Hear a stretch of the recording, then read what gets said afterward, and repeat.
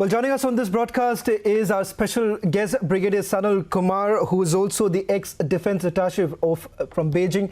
And important to point out here, he's someone who's fluent with Mandarin, and not just that, understands the Chinese psyche. Brigadier Kumar, thank you very much for speaking to Republic TV. Let me first begin by asking you, your expectations from the Lieutenant General talks. Are you essentially looking at some sort of a resolution or perhaps a long-drawn military haul that we are looking at?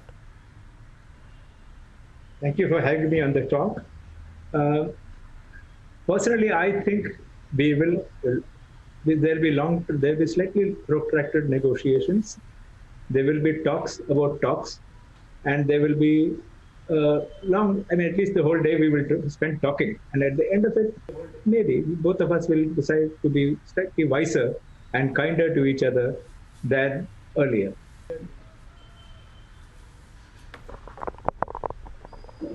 Brigadier Kumar, do you essentially see, because many experts have called this as unprecedented, the very fact that this has finally reached the Lieutenant General stage, because all this while we have seen this would have been done at a much lower level where there would have been flag meetings, but it's a clear indication that the talks at the local level perhaps have completely failed, and that's the reason why you're staring at this stage where the Lieutenant Generals would be meeting today? We have to understand three things. One, both countries are gaining on the graph of achieving and consolidating their own strategic power. So each of them, as soon as a neighbor gets more powerful, the other neighbor usually gets nervous, gets worried. What is this country doing to do to us? How is this going to change the situation? Then both armies, Indian Army has always been professional in what we did. The Chinese Army has gone through a lot of changes in the last, say, 4 or 5 years, and they are increasingly getting to be a more professional army. You will be aware that the Chinese Army evolved from a people's militia. It evolved from a Communist Party's people's weapon-holding group. It slowly evolved, and it's still on the trajectory of becoming a real professional army, the way we understand professional armies across the world. Both these things have actually contributed to this point about extending your writ to areas which you claim are yours. When they do that, they do come across some points about where is what, and that is something that the more professional you are, the more commanders know what to do and what to do. But in our case, since we have relatively more experience in handling this thing, we have delegated a lot of responsibilities to field commanders at lower and lower levels. It doesn't appear that this sort of delegation has happened in PLA, in the Chinese People's Liberation Army ground forces. It will probably take a little more time before that happens. Brigadier Kumar, before I open up and also... Kumar, you perhaps know... Final question that I would like to ask you. This is with regards...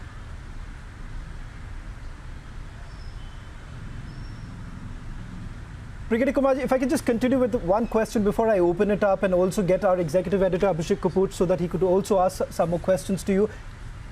What has really changed, given the fact that Ladakh has essentially seen transgressions of over 500 per year, that would essentially mean 1 per day. What has really changed? Is it also the internal conflict that perhaps the Chinese government actually faces, that and also opening up multiple fronts that you're looking at right now? What has changed? I think that's what I indicated in my earlier comment. One of the things that has changed is a steady trajectory upwards of power on both sides. When I mean power, it is not just equipment. It is not just the numbers, or it's not just the firepower that is there, but it is also a clear indication of how willing and how amenable are you to employing this power on creating situations on the ground which will allow you to employ the power if it's required. So these things have changed on both sides. Development has happened on the Tibetan side much more than we have been able to do, but we have also steadily worked at it. Both these things have I mean, we have been unsettled by development. We've been worried about settlements, that is, the things that are happening on the other side for a long time now. They are now starting to get concerned about things that are happening on our side. That's it.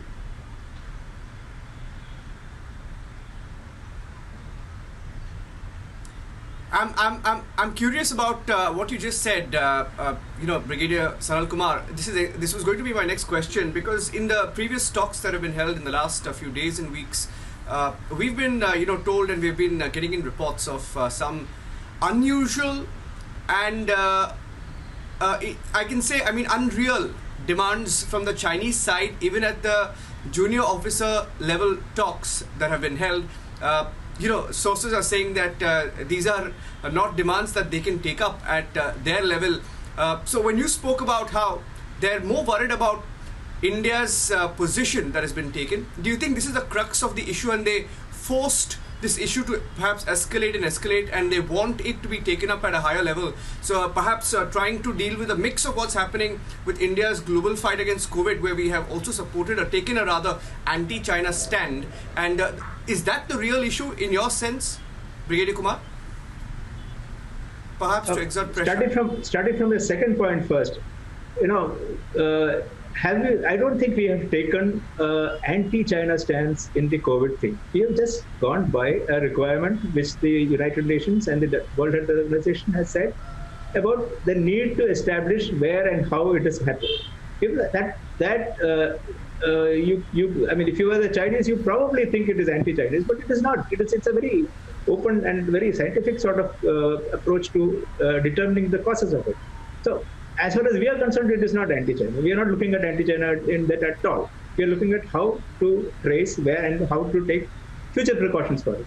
Secondly, this point about, yes, what we have been, the public would be, the people of the country would be aware that for a long time after 62, we had a policy of leaving the last mile connectivity open. There were no roads which were leading up to the borders, because we thought the Chinese would overrun, use the roads. It took us a long time for us to understand that we needed connectivity for ourselves, not against the Chinese. That has taken a little more time, if you may.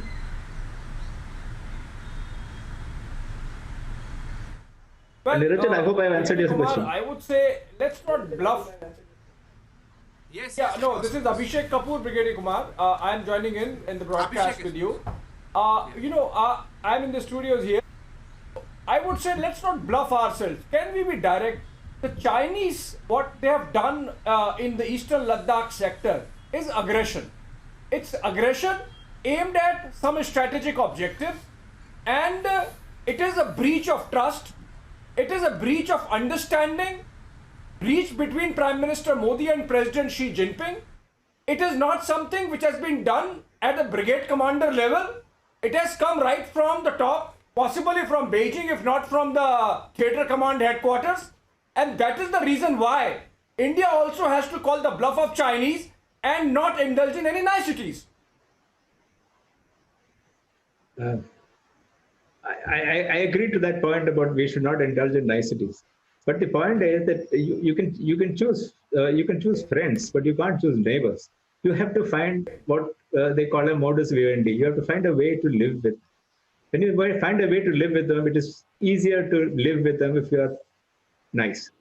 You can be harsh, but that harshness you should leave to people who are actually dealing with the situation on ground. Policy makers, people who have the convenience to think about it in relative distance, in a relative separation, and with more data available. I think we should look at it as a more nice. That's the way I look at it. It is an effort to. Do I continue? Please continue, sir.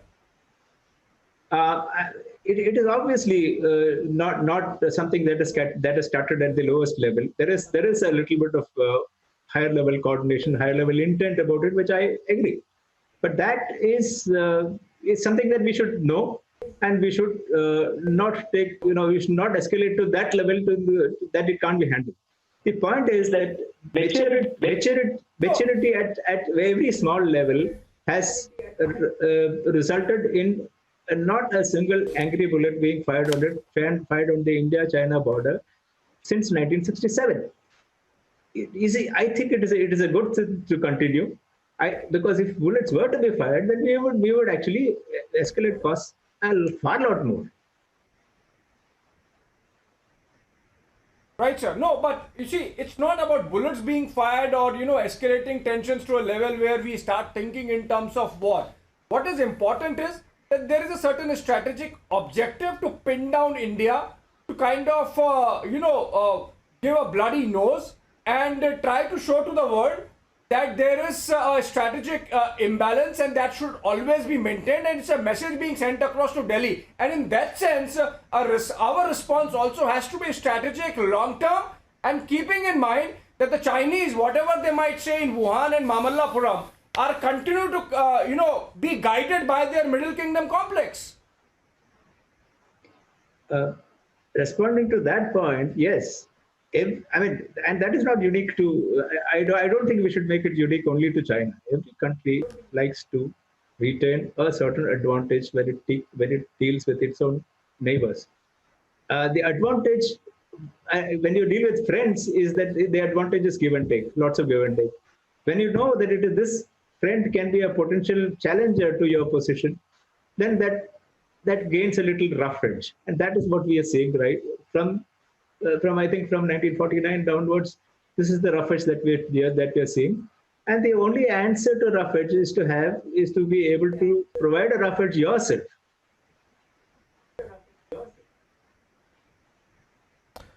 Well, thank you very much, Brigadier Sanal Kumar. I'll request all our other guests, Rijan Pal Singh, Major General K.K. Sinha, Dr. Sriram Chalia, as well as P.K. Mishra and my colleagues Niranjan, as well as Abhishek Kapoor, to stay on with us. We'll continue with our rolling coverage on the other side of this short break.